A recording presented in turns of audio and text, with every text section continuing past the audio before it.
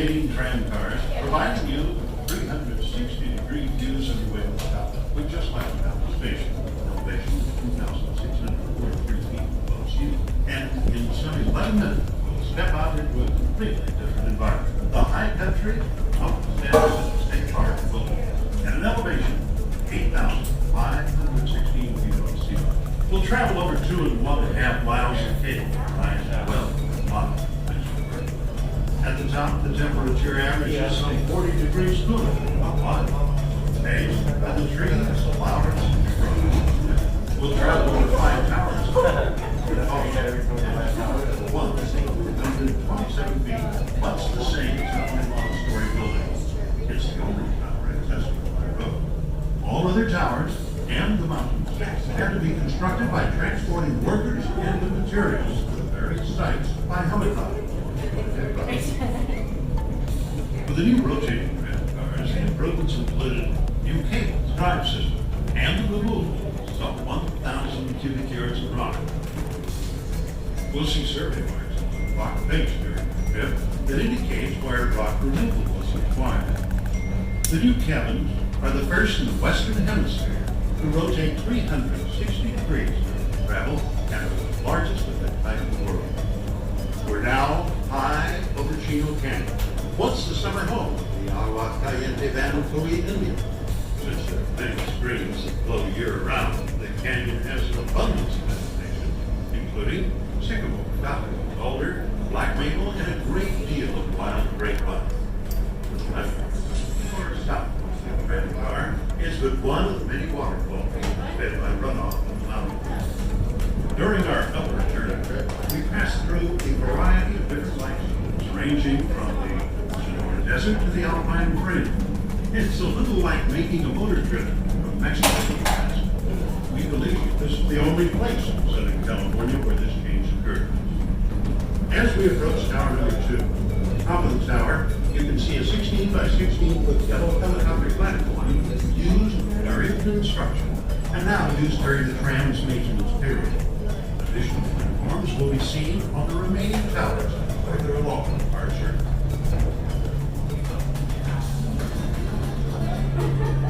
As you no doubt already noticed, we experienced a swinging motion as the tram car transitions from the track cable over the tower saddle and back to the track cable. This motion is the result of the car moving from the principal track to the tower and back to the track.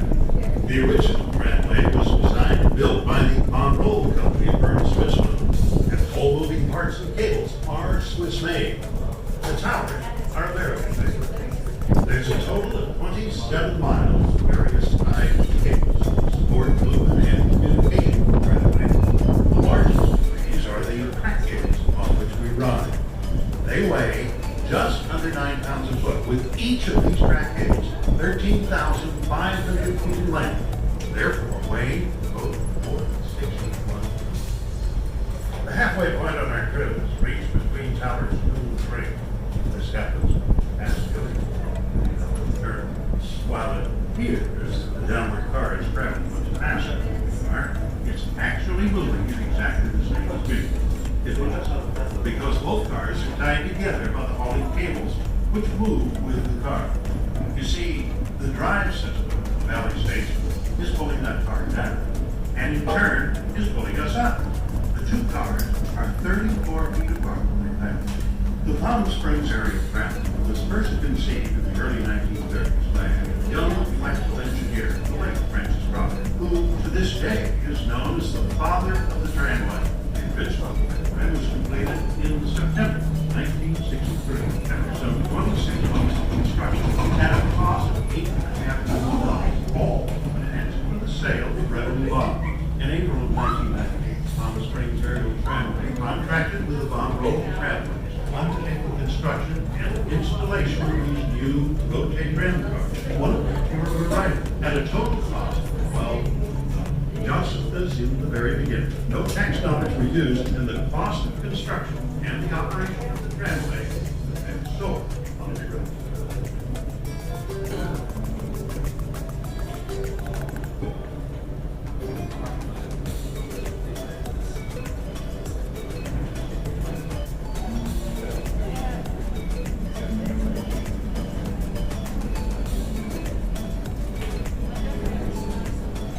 is between towers 3 and 4 that we reach the longest span of the pyramid.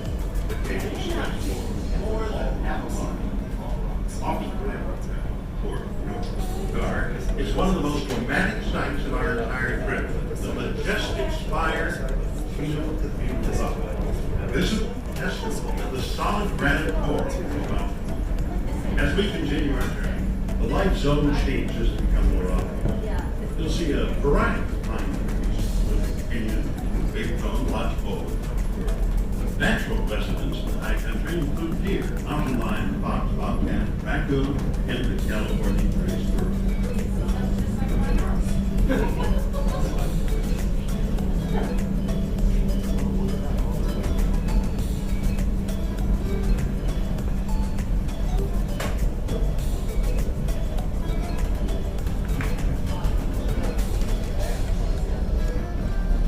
The smallest of the 5 towers is tower number 4, 57.5 feet tall, located at an elevation of 7,576 feet above sea level.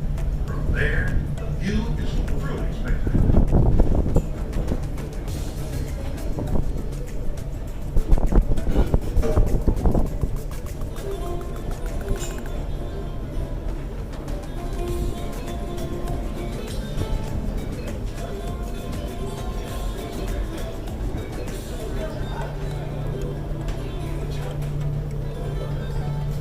Below, you will be able to see many desert cities, and far south of the Salton Sea, some 50 miles away. Off to the left, trail named, honored, and to the right of our travel is San Gorgonio at 11,499 feet, the tallest mountain in Southern California. We are nearing the end of our journey now. Within the state park wilderness are more than 54 miles of summer hiking trails and, in winter, many miles of snowshoe cross-country ski opportunity. This is, by the way, one of the very few ski wilderness areas